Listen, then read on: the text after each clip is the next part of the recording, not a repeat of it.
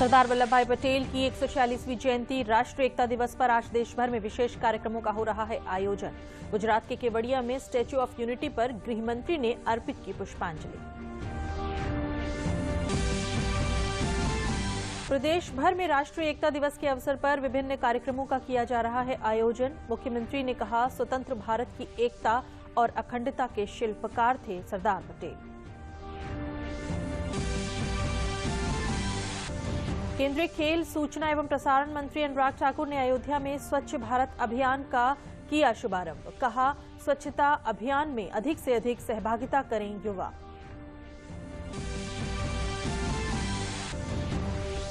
भाजपा के प्रदेश चुनाव प्रभारी धर्मेंद्र प्रधान ने कानपुर में बुंदेलखंड की 17 इकाइयों के साथ चुनावी तैयारियों की महत्वपूर्ण की बैठक। कहा, सर्व समाज को जोड़कर भाजपा को मिलेगी बड़ी जीत। नमस्कार, मैं हूं अलका सिंह। अब समाचार विस्तार से। आज सरदार वल्लभ भाई पटेल की 146वीं जयंती पूरे देश में राष्ट्रीय एकता दिवस के रूप में मनाई जा रही है। 31 अक्टूबर को सरदार पटेल की जयंती को राष्ट्रीय एकता दिवस के रूप में मनाया जाता है। 562 रियासतों को भारतीय संघ में एकीकृत करने में सरदार पटेल की अहम भूमिका थी। सरदार वल्लभ भाई पटेल देश के पहले गृह मंत्री थे। भारत के लौह पुरुष के रूप में सरदार पटेल विख्यात हैं। सरदार पटेल की प्रतिमा स्टैच्यू ऑफ यूनिटी दुनिया की सबसे बड़ी प्रतिमा है। गृह मंत्री अमित शाह ने स्टैच्यू ऑफ यूनिटी पर श्रद्धांजलि अर्पित की। स्टैच्यू ऑफ यूनिटी के निकट राष्ट्रीय एकता दिवस परेड का आयोजन किया गया। देश भर के पुलिस जवान परेड में हिस्सा ले रहे हैं। परेड के जरिए देश के पुलिस जवान राष्ट्रभाव को प्रदर्शित कर रहे हैं। इस अवसर पर गृह मंत्री ने एकता की शपथ दिलवाई। इस मौके पर केवड़िया में विभिन्न कार्यक्रमों का आयोजन किया गया। सरदार वल्लभ भाई पटेल की जयंती राष्ट्रीय एकता दिवस के अवसर पर मुख्यमंत्री योगी आदित्यनाथ ने लखनऊ में 5 कालिदास मार्ग से 75 मोटरसाइकिल सवारों की रैली को फ्लैग ऑफ किया। इस अवसर पर मुख्यमंत्री ने कहा कि अखंड भारत को बनाने में महत्वपूर्ण भूमिका सरदार वल्लभ भाई पटेल की रही। उन्होंने कहा कि सरदार पटेल स्वतंत्र भारत के एकता और अखंडता के शिल्पी हैं। उन्होंने कहा कि आजादी के अमृत महोत्सव के तहत 75 पुलिस के जवान यहां से काकोरी के लिए रवाना होंगे। यहां पहुंचकर शहीद स्मारक पर शहीदों को श्रद्धांजलि अर्पित की जाएगी।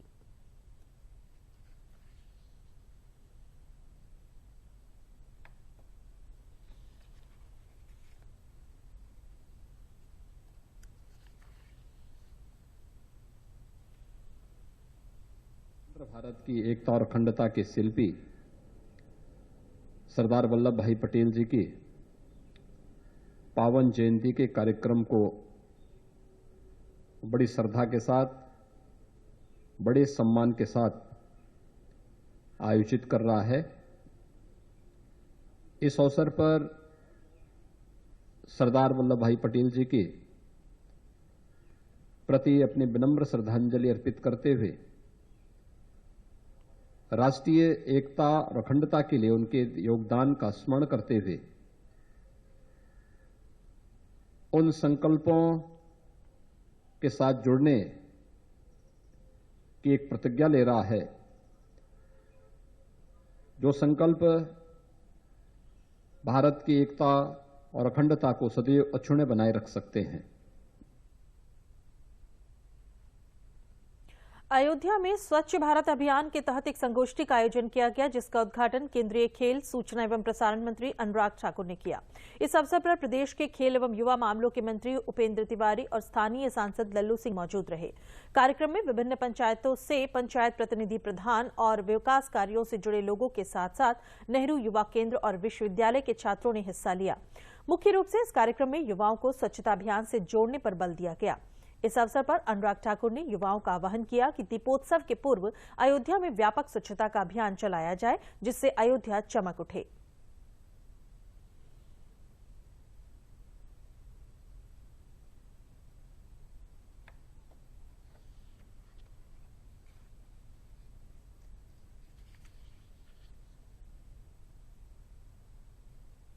जब लंका पर विजय पाकर भगवान राम वापस आए थे तो अयोध्या वासियों ने पूरी तरफ स्वसफाई, एक तरफ से एक कोने से दूसरे कोने तक उस समय भी इस तरह का स्वच्छता अभियान चला होगा और दीप जलाकर भगवान राम का स्वागत किया था।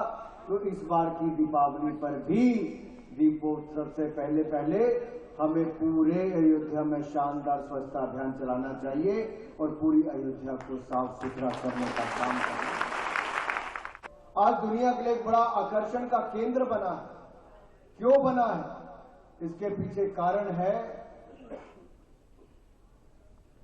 कि लोगों के मन में जो मर्यादा पुरुषोत्तम राम के प्रति भावना है, उनका आशीर्वाद लेने भी आना चाहते हैं। लेकिन लोग अब ये भी जानते हैं कि जो भारतीय जनता पार्टी ने वायदा किया था कि भव्य राम मंदिर बनाएंगे, वो सपना भी साकार करने का काम मोदी जी ने और योगी जी ने किया है। नींव पत्थर राम मंदिर का रख दिया है। अगले 2 सालों के अंदर भव्य राम मंदिर बनकर भी तैयार हो जाएगा। केंद्रीय मंत्री अनुराग सिंह ठाकुर ने अयोध्या में एक कार्यक्रम को संबोधित करते हुए कहा कि आजादी का अमृत महोत्सव मनाने के लिए युवा कार्यक्रम और खेल विभाग ने पूरे देश में 75 लाख किलो वेस्ट इकट्ठा करने का लक्ष्य रखा था। एक महीने से कम समय में 108 लाख किलो से ज्यादा कूड़ा देश भर से इकट्ठा किया गया है। आजादी का अमृत महोत्सव मनाने के लिए युवा कार्यक्रम और खेल विभाग द्वारा एक लक्ष्य रखा था 75 लाख किलो वेस्ट पूरे देश भर में इकट्ठा करने का, प्लास्टिक देश के कोने कोने से हटाने का। और तब ये सवाल उठता था कि 75 लाख किलो हो पाएगा। आज मैं कह सकता हूं 1 महीने से कम समय में 108 लाख किलो से ज्यादा कूड़ा हमने देश भर में से इकट्ठा किया। प्रमुखतः प्लास्टिक वेस्ट इसमें इकट्ठा हुआ और ये 108 लाख किलो वेस्ट 3,41,000 गांव में से इकट्ठा किया गया, शहरों में जाया गया और 6 लाख के लगभग कार्यक्रम किए गए।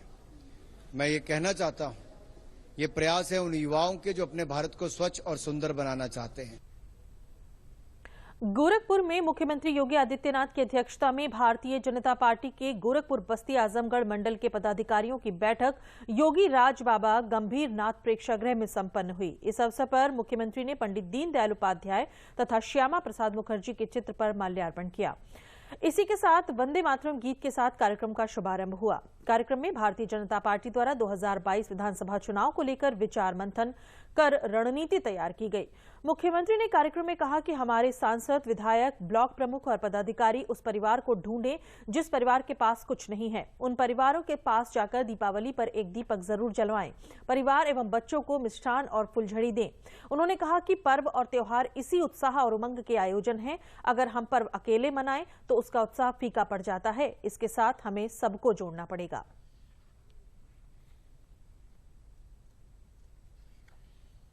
कार्यकर्ता नोट कर लें, 13 तारीख को 13 नवंबर को 12:30 से लेकर के 3 बजे के बीच में एक बड़ी रैली के साथ, जैसे कुशीनगर के कार्यकर्ताओं ने, सिद्धार्थनगर के कार्यकर्ताओं ने बड़ी रैली के साथ आजमगढ़ विश्वविद्यालय का शिलान्यास होगा और माननीय गृह मंत्री अमित शाह जी वहां आएंगे। अभी से तैयारी शुरू हो जाए और भव्य कार्यक्रम के साथ विश्वविद्यालय का शिलान्यास होगा। कि आजमगढ़ ने पहले भी एक पूर्व मुख्यमंत्री को प्रतिनिधि बनाया था, दूसरे पूर्व मुख्यमंत्री को भी बनाया। उन्होंने आजमगढ़ को पहचान का संकट दिया, लेकिन भारतीय जनता पार्टी आजमगढ़ को विश्वविद्यालय भी दे रही है, पूर्वांचल एक्सप्रेस वे भी दे रही है और वहां पर एयरपोर्ट भी दे रही है। हमारे विधायक, हमारे एमएलसी, हमारे चेयरमैन, हमारे जिला पंचायत के अध्यक्ष, हमारे ब्लॉक प्रमुख, हमारे ग्राम प्रधान उस परिवार को ढूंढें जिस परिवार के पास कुछ नहीं है। ये मैं कल प्रदेश के अपने सभी 16 लाख अधिकारी और कर्मचारियों से भी कहने वाला हूं कि वह भी उस परिवार के पास जाकर के एक दीपक जरूर जलाएं, वहां मीठा दें, परिवारों को भी दें, बच्चों को भी एक फुलझड़ी दे दें। अरे उनको भी तो लगना चाहिए कि हमारा भी दीपोत्सव है, हमारा भी दीपावली है। और भाइयों बहनों, इस अभियान के साथ अगर हम जोड़ेंगे, आप देखना जो प्रधानमंत्री मोदी जी कहते हैं एक भारत श्रेष्ठ भारत, इस एक भारत श्रेष्ठ भारत के साथ पूरा देश एकजुट होता हुआ दिखाई देगा और भारत में इसका परिचय प्रधानमंत्री मोदी जी के नेतृत्व में करके दिखाया भी है। लेकिन पर्व और त्योहार इसी उत्साह और उमंग के आयोजन है। ये केवल हम अकेले मनाएं, हम अपने परिवार के साथ मनाएं तो उसका उत्साह फीका हो जाता है। इसके साथ तो हम सबको जोड़ना पड़ेगा। कानपुर के चंद्रशेखर आजाद कृषि विश्वविद्यालय में कानपुर बुंदेलखंड क्षेत्र की 17 जिला इकाइयों के मंडल अध्यक्ष, मंडल प्रभारी, जिला अध्यक्ष, जिला प्रभारी एवं विधानसभा प्रभारियों की चुनाव की तैयारियों पर महत्वपूर्ण बैठक की गई। बैठक में पहुंचे भाजपा उत्तर प्रदेश के चुनाव प्रभारी और केंद्रीय मंत्री धर्मेंद्र प्रधान, उप मुख्यमंत्री डॉक्टर दिनेश शर्मा, प्रदेश महामंत्री संगठन सुनील बंसल, चुनाव सह प्रभारी सुधीर गुप्ता व अन्नपूर्णा देवी सहित वरिष्ठ पदाधिकारी उपस्थित रहे। केंद्रीय मंत्री धर्मेंद्र प्रधान ने पत्रकारों से बात करते हुए कहा कि 2022 चुनाव को लेकर बीजेपी ने व्यापक रचना और तैयारी शुरू कर दी है। मेरा परिवार भाजपा परिवार बड़ा जनसंपर्क अभियान पार्टी द्वारा शुरू किया गया है। केंद्रीय मंत्री ने कहा कि पिछले दिनों हुए चुनाव में बीजेपी मजबूत हुई है और 2022 में सर्व समाज को जोड़ते हुए फिर बीजेपी को बड़ा आशीर्वाद मिलेगा।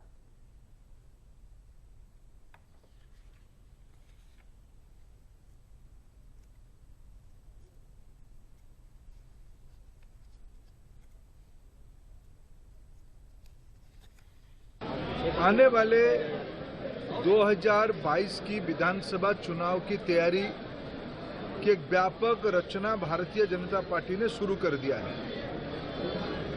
पार्टी में मेरा परिवार भाजपा परिवार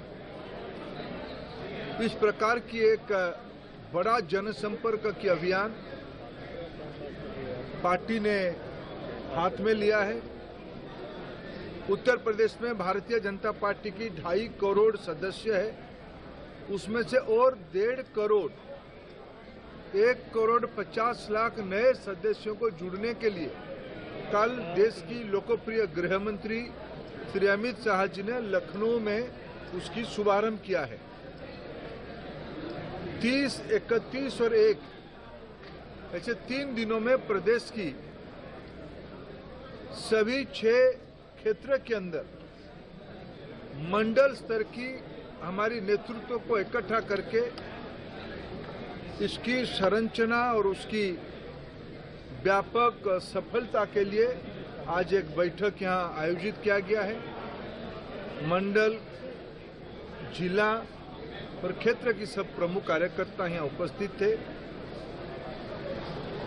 कानपुर और बुंदेलखंड मंडल क्षेत्र भारतीय जनता पार्टी की पिछले दिनों में जो चुनाव हुए हैं 19, 17 और 14 इसी इलाका की आशीर्वाद के कारण, बदौलत के कारण पार्टी मजबूत हुई है।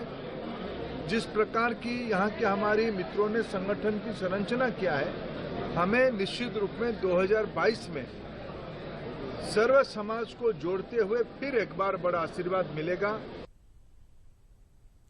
लखनऊ के बाबा भीमराव अंबेडकर यूनिवर्सिटी के अटल बिहारी वाजपेयी ऑडिटोरियम में ऐतिहासिक कार्यक्रम धरोहर कुशल हाथों की सफल उड़ान के दौरान 4200 महिला बुनकर कारीगरों ने भारतीय जनता पार्टी की सदस्यता ली। इस मौके पर केंद्रीय महिला व बाल विकास मंत्री स्मृति ईरानी ने कार्यक्रम के आयोजन की सराहना करते हुए 51,000 बहनों को टूल किट वितरित की। उन्होंने कहा कि कुछ राजनीतिक दल चुनाव की रणबेला में अपने आप को एक नए स्वरूप में प्रस्तुत करने का प्रयास कर रहे हैं, लेकिन फर्क यह है कि वो राजनीति के लिए प्रयास कर रहे हैं और हम राष्ट्र नीति से ओतप्रोत होकर समाज कल्याण में अपने आप को समर्पित कर रहे हैं। जो लोग आज चुनाव के समय रणभूमि में उतरकर राजनीति करना चाहते हैं, उनसे कहना चाहती हूं कि उत्तर प्रदेश की महिला भूली नहीं है वो मंजर जब उसकी प्रताड़ना होती थी, क्योंकि एक विशेष राजनीतिज्ञ उत्तर प्रदेश में सरकार चला रहे थे जिनका दुस्साहस इतना था कि वो कहते थे कि लड़के हैं, लड़कों से तो गलती हो जाती है। उत्तर प्रदेश की महिलाएं भूली नहीं हैं जब सूर्यास्त के बाद खुले में शौच करने को मजबूर होती थीं, क्योंकि उनके घर में शौचालय बनाने की किसी ने जहमत नहीं उठाई थी। महिलाएं थाने जाने से भी डरती थीं, लेकिन आज भाजपा सरकार में हर एक थाने में महिला हेल्प डेस्क और एंटी रोमियो स्क्वाड की स्थापना कर महिलाओं के खिलाफ अपराध को रोकने का काम हो रहा है। कार्यक्रम के दौरान केंद्रीय मंत्री स्मृति ईरानी ने हेलो कमल शक्ति मोबाइल ऐप का भी अनावरण किया। 9534350350 के व्हाट्सएप और कॉल के माध्यम से अब महिलाएं संगठन के सीधे संवाद कर सकेंगी। जनता पार्टी की सरकार ने उत्तर प्रदेश में विकास के कई कार्य करने में अपना योगदान दिया है। इन शब्दों का चयन मैं बहुत सोच समझकर कर रही हूं। किसी और राजनीतिक दल का अगर आप कभी नेता देखे, जाने, समझें, तो वो नेता आपसे कहेगा कि मैं नेतृत्व कर रहा हूं। भारतीय जनता पार्टी का कार्यकर्ता आपसे कहेगा कि मेरे पास एक विभाग की जिम्मेदारी है।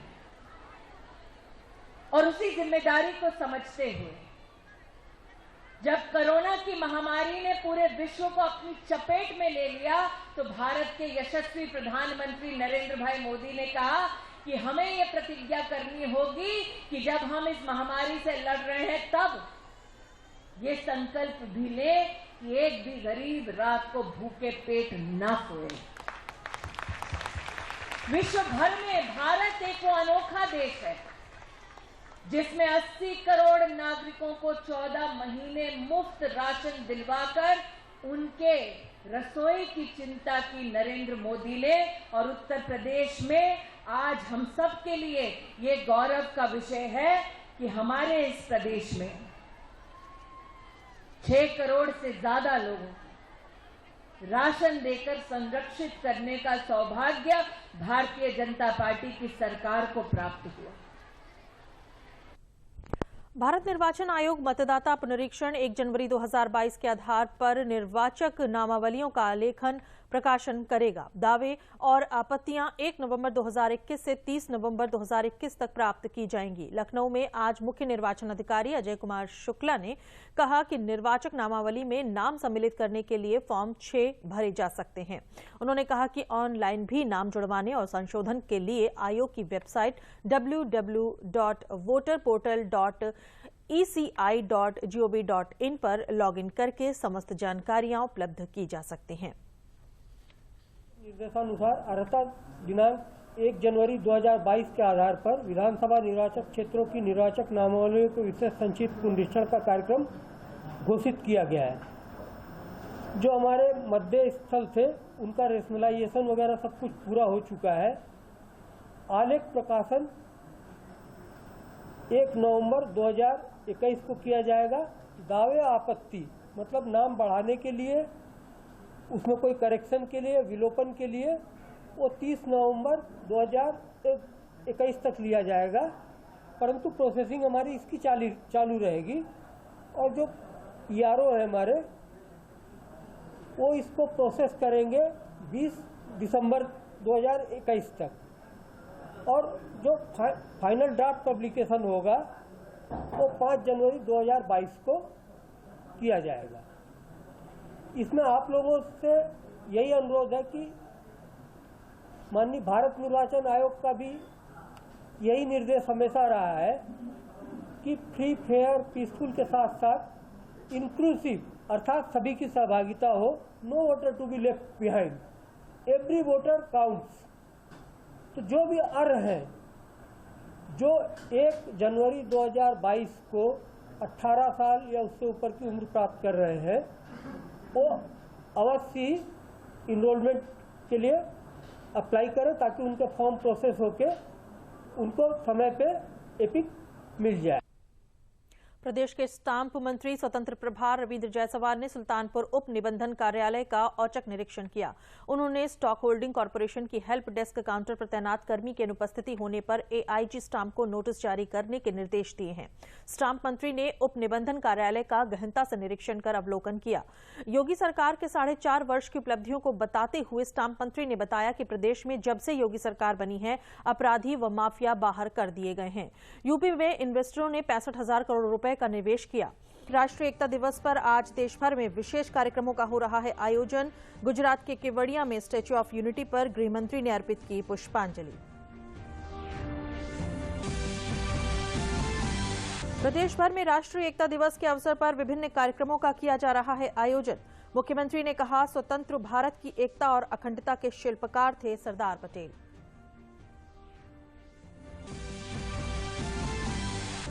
केंद्रीय खेल, सूचना एवं प्रसारण मंत्री अनुराग सिंह ठाकुर ने अयोध्या में स्वच्छ भारत अभियान का किया शुभारंभ। कहा, स्वच्छता अभियान में अधिक से अधिक सहभागिता करें युवा।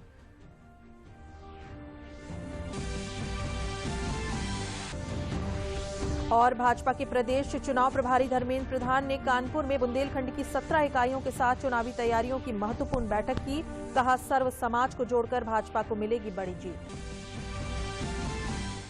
इसी के साथ समाचार समाप्त हुए। नमस्कार।